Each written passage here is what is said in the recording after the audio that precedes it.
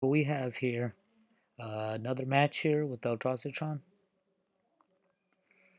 This one was kind of fun because we get to play the mirror.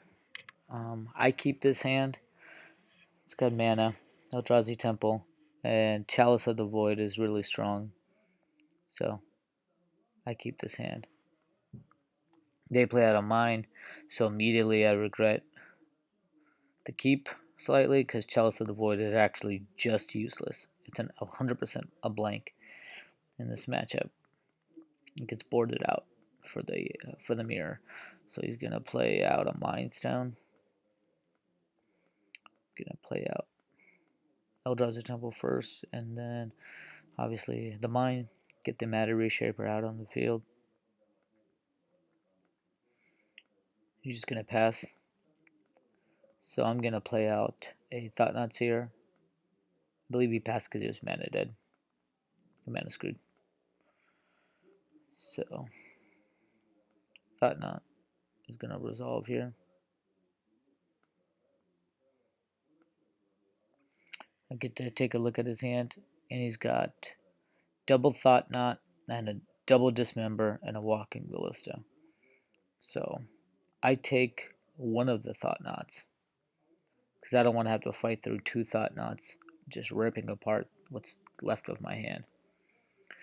And I figured I can survive the Dismembers because at least he'll do a lot of damage to himself, and I'm just going to try to damage him out.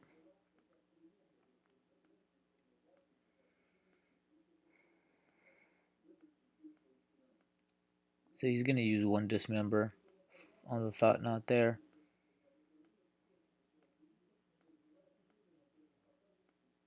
That's fine because I've essentially done 7 damage to him that turn. I'm going to play out Karn and get to take a look at my sideboard here. Worm Coil was something I thought about. I decide actually to take Liquid Metal Coating because he's mana screwed and I wanted to attack his mana.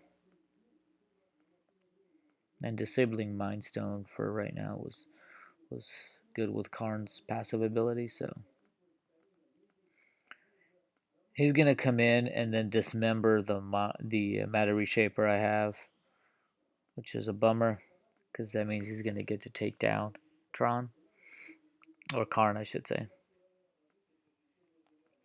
and then he's gonna Ghost Quarter me, which I thought was strange because he was mana screwed, but I guess he wanted to keep me off of Tron because I got the expedition map, so I get that. Figured he couldn't win through Tron, but I have so much mana at this point. It's essentially the same as having Tron. So I'm gonna play out a Smasher. Come in for 5 and play out Liquid Metal Coating just to be mana efficient, and he's out of there. He's solid enough. So that's game 1. Let's take a look at what happened in game 2.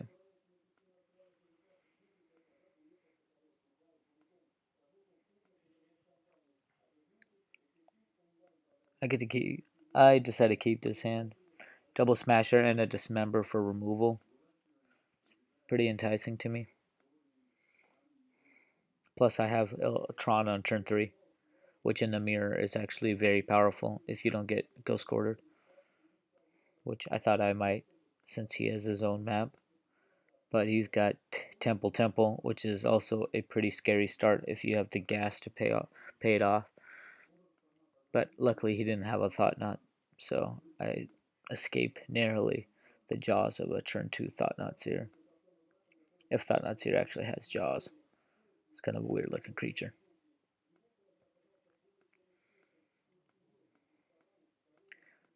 Instead, I get smashed on turn 3. So I'm going to go for Tron right now, seeing as how he can't actually tap Expedition Map in response and destroy Tron for me. So I play out the mine. I have Tron assembled. I'm going to go Smasher. He's going to dismember my Smasher. but I leave up the mine because I have my own Dismember. And right on cue, the Jawless Thought-Knot Seer comes out, so I have to, in response, Dismember and take a card out. So he plays out the Thought-Knot Seer, and he takes out one of the cards out of my hand. So I'm kind of left with 2 mana and a Thought-Knot Seer. But again, because he did that, he now actually has the ability to get Ghost Quarter to destroy Tron. I blink there. But this is what's odd. So he goes Expedition Map, but he gets the 4th Eldrazi Temple instead of a Ghost Quarter, which is odd. And he offers me a trade. And I'll take the trade because we both get a card this way. Sure, he'll be able to play his card first, but that's fine. He plays out a Thought-Knot Seer and then takes the card that I got. So that was good. If he already had that, that was good. That was a good plan by him. If he just drew it off the top, then he's a lucky son of a gun. So at this point, it's not looking good. He's got Thought-Knot Seer and Smasher. I'm basically dead on board. Not really, but essentially I am. Luckily, I pull one out and rip Karn, the Great Creator, off the top. Look at my sideboard and whip out Ensnaring Bridge. And he's good. He's done. Can't fight through Ensnaring Bridge. I don't think he had any answers for Ensnaring Bridge in the main deck. And I could just Karn for anything else whenever I'm good and ready to move forward from Ensnaring Bridge. So luckily I'm able to pull that one out, but it was close. And that was the mirror for Eldrazi Tron.